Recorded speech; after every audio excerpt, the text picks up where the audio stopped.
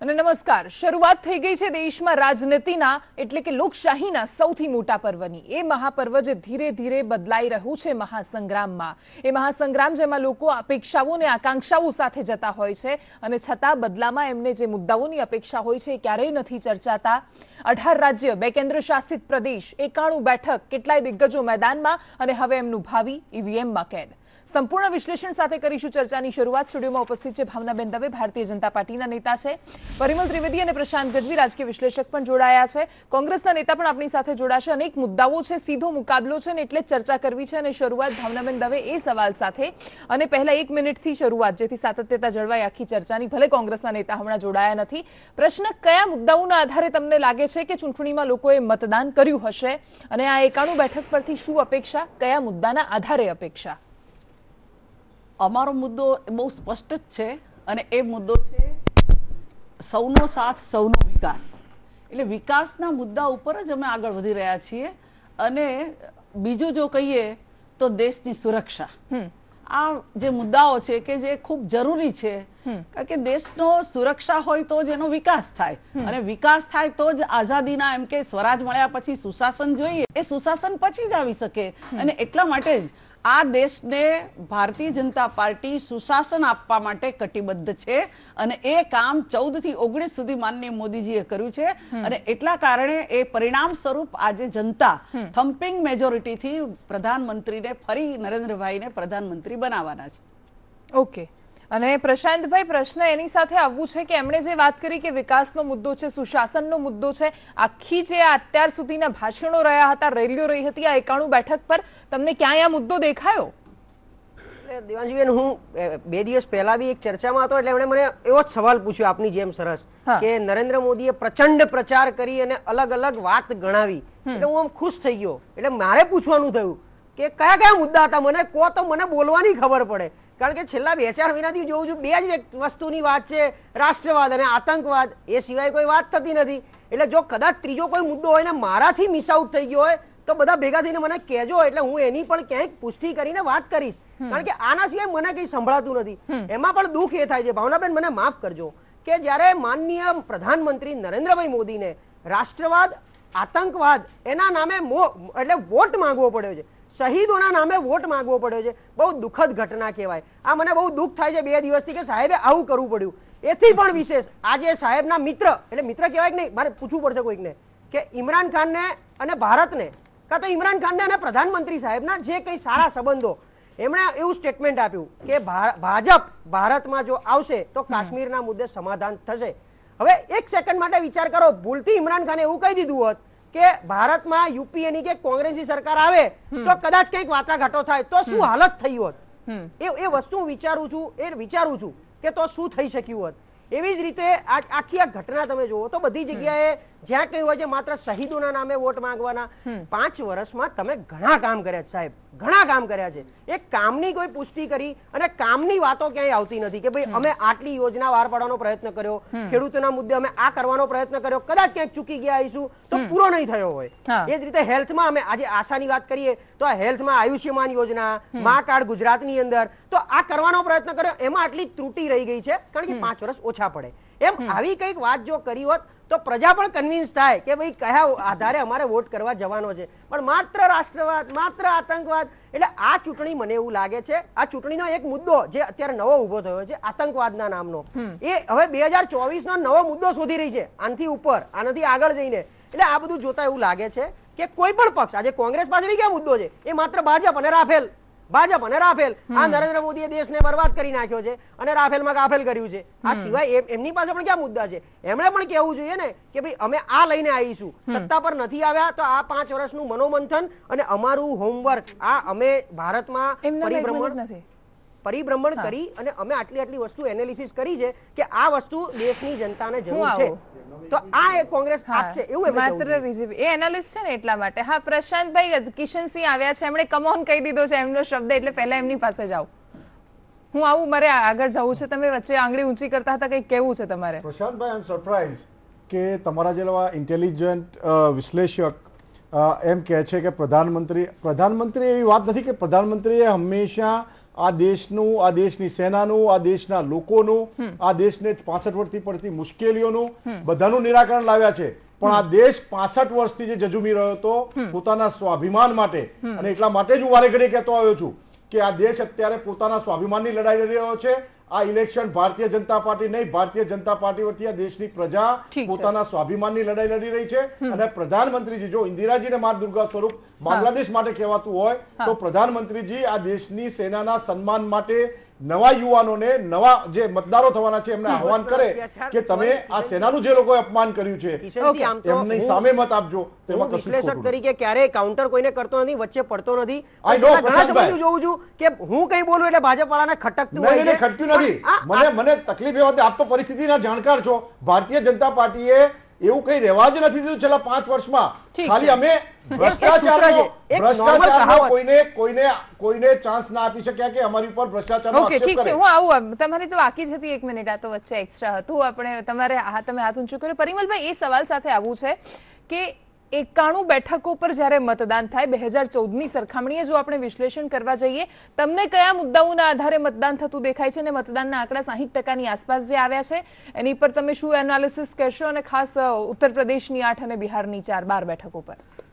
91 એ પહેલો ફેઝ છે. હા, અને બીજો ફેઝમાં બી લગભગ તમે જોયું હશે કે એ 18 એપ્રિલે 97 બેઠક થાય છે. આમાં જોવાની વાત એ છે કે યુપીમાં બમ્પર વોટિંગ થયું છે. પણ એક વાત ચિંતાની એ છે કે ગ્રામ્ય કક્ષાએ દેવાંશી સૌથી વધારે વોટિંગ થયું છે અને અર્બનમાં વોટિંગ ઓછું થયું છે. ભારતીય જનતા પાર્ટી માટે ચિંતાનો વિષય એ હોઈ શકે કે જો ગ્રામ્ય કક્ષાનું વોટિંગ એ પ્રો બીજેપી ના હોય તો યુપીમાં જે ફેઝ છે એમાં ગઈ વખતે 7માંથી 7 સીટ હતી. મને એવું દેખાય છે કે આ વખતે જે બાગપતનું જે ચૂંટણી છે, ગાઝિયાબાદની છે, એની અંદર ચેલેન્જ છે, કારણ કે ત્રીજા મોરચાએ એમાં ભાગ પડાયો છે, ખાસ કરીને મહાગઠબંધને. એટલે જો આમાં એક વાત સમજવાની છે કે ગઈ વખતે નોર્થ ઇસ્ટની જે 25 સીટ છે એમાંથી ભારતીય જનતા પાર્ટીને 8 સીટ મળેલી. પણ અમિતભાઈ શાહે ત્યાં આગળ શૂન્યમાંથી સરકાર નોર્થ ઇસ્ટમાં લઈ આવ્યા. તો એના કારણે આ વખતે 25માંથી એવું કહી શકાય કે જો ભારતીય જનતા પાર્ટીના બધા સમીકરણ સેટ થાય તો લગભગ 20 સીટ સુધી એ લોકો ત્યાં આશા રાખી શકે, મતલબ કે ત્યાં એ ખાડો પૂરી શકે એમ છે. પણ મને એવું દેખાય છે દેવાંશી કે આ વખતે જે પહેલા ફેઝમાં જે ઇલેક્શન છે એમાં તમે જુઓ કે આંધ્રપ્રદેશ અને તેલંગાના આ બે સ્ટેટમાં લગભગ ઇલેક્શન પૂરું થયું છે.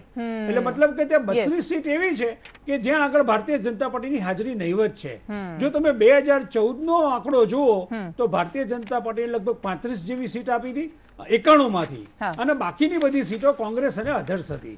આ વખતે ભારતીય જનતા પાર્ટીએ સિટિંગ એમપીમાંથી 12 જણાને ટિકિટ આપી નથી. અને જે હયાત જે આ 7 સીટ છે એમાંથી 3માં ટફ કોમ્પિટિશન છે, મતલબ કે બીજેપીની સામે મહાગઠબંધન આગળ છે. એટલે મને એવું લાગે છે કે કેટલાક સ્ટેટમાં ઉત્તરાંચલમાં બીજેપી સ્વીપ કરશે, પણ બિહારની સાથે, જેમ કે બિહારમાં માજી મુખ્યમંત્રી પણ સ્ટ્રોંગ કેન્ડિડેટ છે. આવી સીટો જો તમે 2014ની સરખામણીમાં દેવાંશી કમ્પેર કરો તો રાષ્ટ્રવાદ હોય કે ન્યાય હોય કે પછી મહાગઠબંધનનું દેશ બચાવો હોય, મને લાગે છે કે ભારતીય જનતા પાર્ટી તો પણ 25 આજુબાજુ 25 થી 28 આજુબાજુ સીટ મેળવવાનો પ્રયત્ન કરશે, અને 7-8 સીટનું નુકસાન હું પહેલા ફેઝમાં જોઈ રહ્યો છું. એક્ઝેક્ટલી, એટલે 34-35 જેવી મેળવી હતી. જો આટલી મેળવે છે તો મતલબ નુકસાન તો થઈ રહ્યું છે. કોંગ્રેસમાંથી નિમિષ શાહ અને ઋત્વિજ મકવાણા બંને આપણી સાથે જોડાઈ ગયા છે. અને નિમિષભાઈ, એ પ્રશ્ન સાથે શરૂઆત કે 91 બેઠક તમારો શું ટાર્ગેટ હતો? તમે કયા મુદ્દાને જોઈ રહ્યા છો અને શું અપેક્ષા એનાથી? આજે 91 બેઠકોનું જે મતદાન થયું એ સૌપ્રથમ તો આ લોકશાહીનું જે પર્વ હતું ને શાંતિથી જે મતદાન થયું, એક અપક્ષ ઉમેદવારે જે દેશના લોકશાહીના પ્રહરી એવા ઈવીએમ મશીનને તોડી નાખ્યું, એ બહુ દુઃખદ ઘટના છે. હું ચોક્કસપણે માનું છું કે આ લોકશાહીનું પર્વ શાંતિથી જે લોકોએ મતદાન કર્યું, જે પણ લોકોએ, ગ્રામીણમાં વધારે થયું, શહેરમાં ઓછું થયું, ઘણા કારણો હોઈ શકે, પરંતુ આ લોકશાહીના પર્વને ભારતના લોકોને જે લોકશાહીમાં, સ્વાયત્ત સંસ્થાઓમાં, દેશના જે બંધારણને જે પર વિશ્વાસ એમને વ્યક્ત કર્યો છે એ બદલ. અને ખાસ કરીને કાશ્મીરમાં બારામુલ્લા કે જે સૌથી વધારે આતંકવાદગ્રસ્ત જે એરિયા ગણાય છે, ત્યાં આગળ મેં હમણાં સંદેશ ચેનલ મારફતે અને બીજી 2-4 ચેનલ મારફતે જોયું તો ત્યાંના લોકો પણ અમન અને શાંતિ ઈચ્છે છે. આ પાકિસ્તાનના લોકોએ પણ સમજવાની જરૂર છે કે ભારતનો નાગરિક જો ભારતમાં રહી અને મતદાન કરે છે તો એ કાશ્મીરને અને ભારતને અવિભાજ્ય અંગ સમજે ઠીક છે. છે, હા. એટલે એમને બહુ સરસ કર્યું છે ઓકે. અને હું ચોક્કસપણું કે 91 આવીશ સીટમાંથી કોંગ્રેસ આ વખતે સારી એવી બહુમતીથી જીતશે. ઠીક છે ઋત્વિજભાઈ, 91 બેઠક કયા, તમને કયો મુદ્દો લાગ્યો અને કોંગ્રેસનો જે ન્યાયનો મુદ્દો છે અથવા વારંવાર રાફેલ આખું જે રટણ કર્યું છે, ભ્રષ્ટાચારની વાત કરી છે, પ્રધાનમંત્રી પર આક્ષેપ લગાવ્યા છે, આ કોઈ મુદ્દા કામ લાગ્યા હશે આ ચૂંટણીમાં અને મતદાનના આંકડાઓ શું કહે છે? મતદાનના આંકડાઓ આપણે માનની નિશાંતસિંહ પાસેથી સાંભળ્યું એમ ભારતીય જનતા પાર્ટી પોતાનો જનાધાર ગુમાવી રહી છે. આપ જોઈ રહ્યા છો કે છેલ્લા કેટલાક દિવસથી પ્રધાનમંત્રી શ્રીના વક્તવ્યોમાં પણ પાકિસ્તાન અને હિન્દુ મુસ્લિમની વાત આવવા માંડી છે. આપણે અપેક્ષા રાખીએ કે વડાપ્રધાન કક્ષાના માણસ પાસેથી જ ચૂંટણીની આચારસંહિતા કે ચૂંટણી પંચના સૂચનોનું પાલન કરવાની આપણે સમગ્ર દેશ જ્યારે અપેક્ષા રાખતો હોય ત્યારે એનાથી હટીને વાત કરી રહ્યા છે, ત્યારે એ વાસ્તવિકતા સમજી રહ્યા છે. આ ચૂંટણી 91 સીટની અંદર પણ એ લોસ કરી રહ્યા છે એનો એમને અંદાજ છે. આવનારા દિવસોમાં હજી પણ આ દિશામાં આગળ વાતાવરણ જઈ શકે એવી પરિસ્થિતિ અત્યારે અમને દેખાઈ રહી છે. મૂળ મુદ્દાથી ભટકાવીને આખી ચૂંટણી કેમ્પેઇન ચાલે એ પ્રકારનું વાતાવરણ સર્જાઈ રહ્યું છે. ઓકે, અને આખરે વાત શું રહેશે પણ આમાં કે આપણે માનીએ કે એમાં ભારતીય જનતા પાર્ટીનું નુકસાન થઈ રહ્યું છે પણ કોંગ્રેસનો ફાયદો પણ ક્યાં થઈ રહ્યો છે? જો કદાચ ફાયદો થશે તો એ મહાગઠબંધનની બેઠકોને થશે, બાકી બીજા પક્ષોને થશે. એટલે જ્યારે આ સવાલ કોંગ્રેસના નેતાઓ કરતા હોય ત્યારે એ પણ વિચારવાનું કે આમાં કોંગ્રેસનો ફાયદો કે ભાવનાબેન, એ સવાલ સાથે તમે વાત કરી વિકાસ અને સુશાસનની, પણ આમાં ક્યાંય એ જોવા ન મળ્યું. સંજીવ વલિયાન તો આજે પણ ત્યાં હિન્દુ મુસ્લિમ લઈ આવે છે, ત્યાં યોગી આદિત્યનાથ ભાષણ આપે ને એમાં હિન્દુ મુસ્લિમનો ઉલ્લેખ ન હોય એવું ક્યારેય બને નહીં. ક્યાંય ચૂંટણીના ભાષણોમાં કેમ વિકાસનો મુદ્દો નથી જોવા મળતો? કેમ માત્ર પાકિસ્તાન, કેમ માત્ર રાષ્ટ્રવાદ? સૌથી પહેલું મારે આપને એ કહેવું છે કે શું ભારતીય જનતા પાર્ટી આ જ પ્રકારની વાત બોલે છે એવું માનો છો?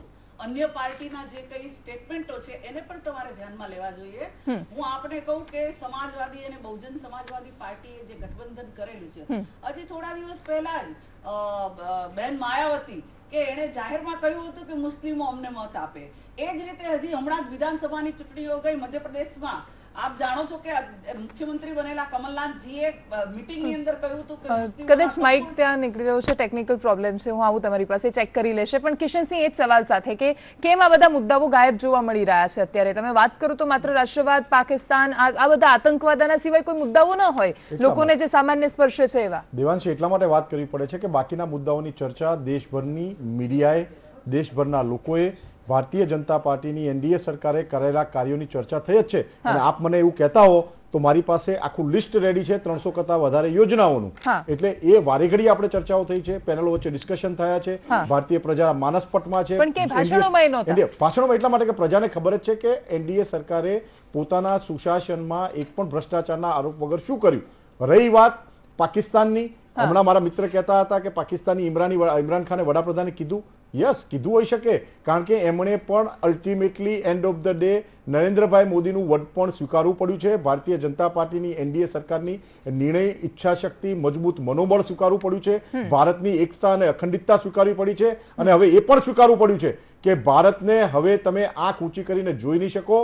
ભારત પર આંખ ઊંચી કરીને જોશો તો તમારી આંખો કાઢી લેવામાં આવશે. એ જવાબ એમને મળ્યો છે અને આ ગર્વની વાત છે દરેક ભારતીય માટે. આપ તો મીડિયામાં છો, આપ પૂછો સામાન્ય લોકોને, સૌથી વધારે અસર કરતા વાત હોય તો આપણે જે સીમાનું ઉલ્લંઘન કર્યું એ આ દેશની પ્રજાને. એક દર્શક લખી રહ્યા છે કે કિશનસિંહ, એટલે નસવાડીના જાંબુ ઘોડામાં આજે પણ પાણી નથી, જો વિકાસ થઈ ગયો છે તો? તમે સામાન્ય માણસની વાત કરી એટલા માટે મેં આ કમેન્ટનો ઉલ્લેખ કર્યો. કેટલાય લોકો કરતા હોય છે, ભલે એને 91 સીટો અમે સ્વીકારીશું અને હજી એના માટે કાર્યરત છીએ. ભારતીય જનતા પાર્ટીનો એક કાર્યકર્તા એના માટે કાર્યરત છે. ઠીક છે. હા, મારે નિમિષભાઈ એ સવાલ સાથે આવવું છે અત્યારે કે એ જ્યારે વાત કરે છે ત્યારે એ વાત સ્વીકારવી પડશે કે મધ્યપ્રદેશમાં જ્યારે ચૂંટણી હોય છે, કમલનાથ બંધ બારણે કહે છે કે આપણે મુસલમાનોને સાચવવાના છે, એ હિન્દુની વાત કરે છે તો તમે મુસલમાનની વાત કરો છો. એક પ્રકારનું તુષ્ટિકરણ એ બહુમતીનું કરે છે તો તમે લઘુમતીનું કરો છો. મતલબ વોટ માટે કંઈ પણ કરવા માટે પક્ષો તૈયાર જ હોય છે. અને એનું ઉદાહરણ આજે જોયું, સોનિયા ગાંધી આજે પૂજાથી શરૂઆત કરી. રેર કેસમાં આવું જોવા મળે ક્યારેક?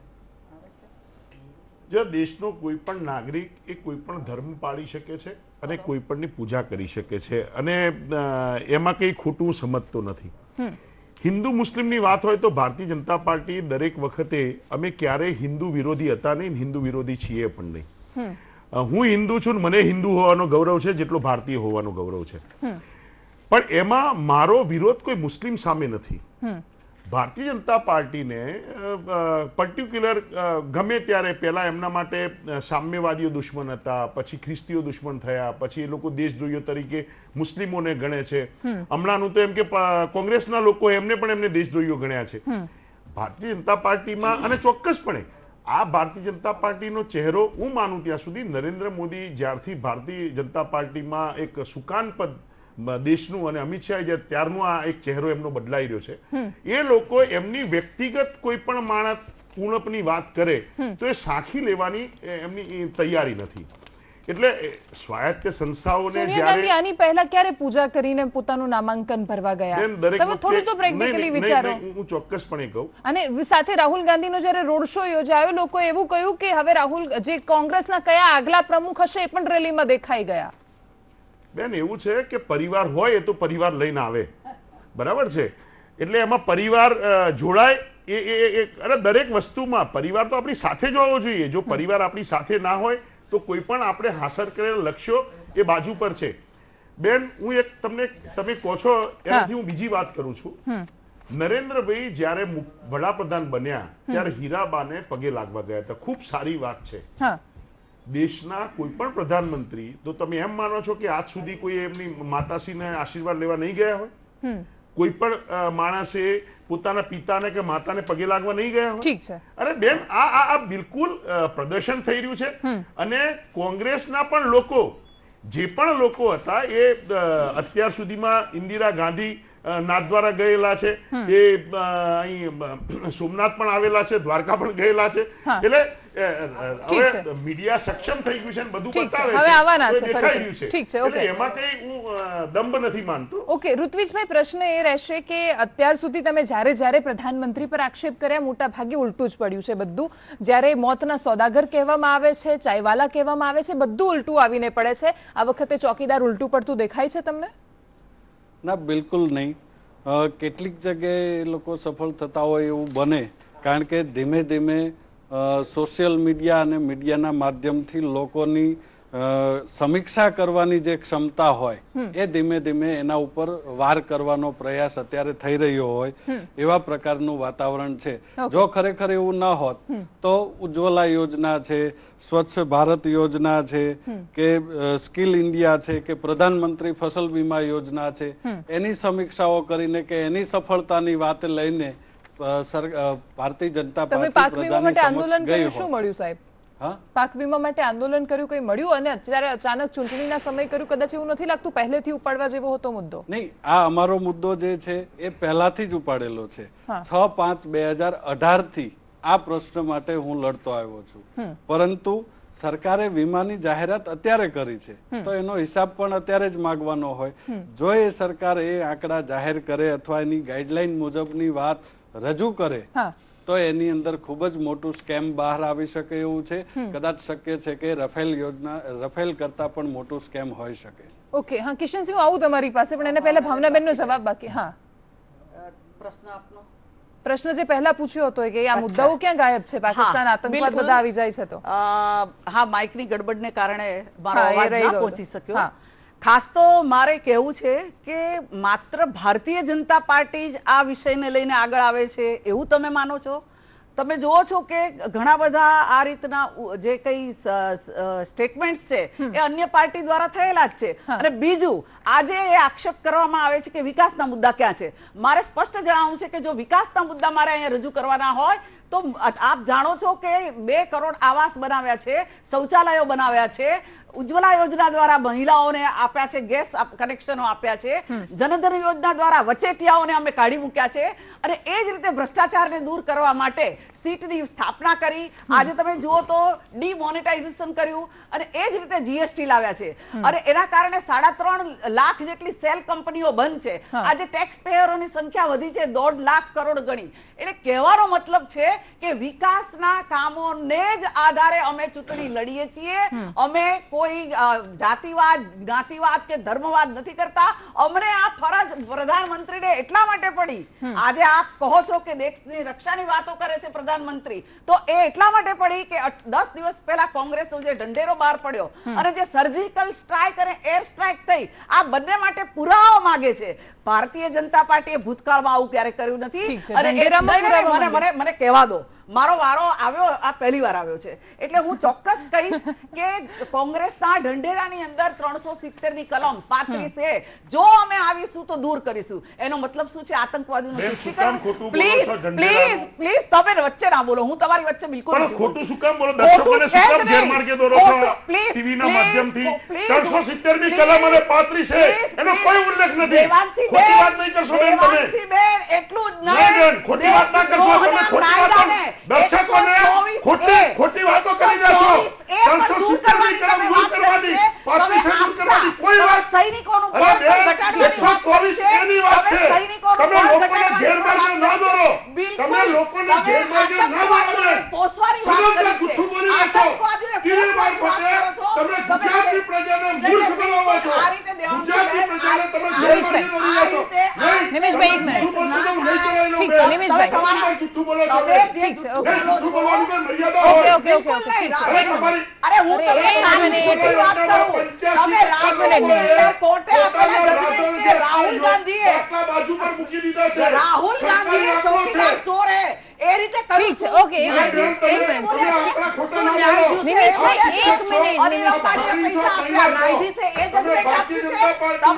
ઠીક છે. હાલ વિરામનો સમય થયો છે. પરિસ્થિતિ આખરે છે કે દરેક લોકો કોઈ 370 ની વાત કરે છે, કોઈ 124(1) ની વાત કરે છે. સામાન્ય માણસને રોજગાર ક્યાંથી મળશે, એને ખોરાક ક્યાંથી મળશે, એની કોઈ ક્યાંય વાત નથી કરી રહ્યું. અને જો યોજનાઓ છે અને યોજનાઓથી કામ પણ થયા છે, કોઈ એ વાત સાથે મનાઈ ન કરી શકે, પણ એ મુદ્દાઓ ભાષણમાં કેમ નથી? સવાલ આખરે છે કે ચૂંટણી લડાઈ તો બધા બીજા જ મુદ્દાઓ પર છે. હાલ રોકાઈશું વિરામ માટે.